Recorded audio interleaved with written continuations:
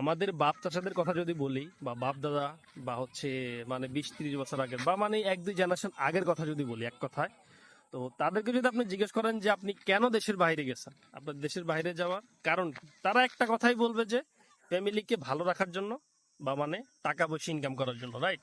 কিন্তু ভাই বর্তমানে আপনি যদি যাদেরকে জেনজি বলতেছেন, যারা ভিসা প্রসেসিং করতেছে বা হচ্ছে গত 1-2 বছর ধরে যারা দেশের বাইরে আছে, এমনকি শুধু জেনজি না, যারা বয়স্ক আছে, আপনি যদি বয়স্ক হন আশা করি বিষয়টি আপনার সাথেও মিলবে যে আপনি কেন এখন দেশের বাইরে যাইতে চাচ্ছেন, তাদের একটাই উত্তর থাকবে, সেটা হচ্ছে জীবনের নিরাপত্তা। জীবনের নিরাপত্তা, জীবনের নিরাপত্তা। তারপর হচ্ছে গিয়ে যে ফ্যামিলিকে ভালো রাখা। কি বলছে বুঝছেন? মানে আমাদের মহানবী সাল্লাল্লাহু আলাইহি ওয়াসাল্লাম বলছে না যে মা মা মা, তারপর হচ্ছে কি বাবার স্থান।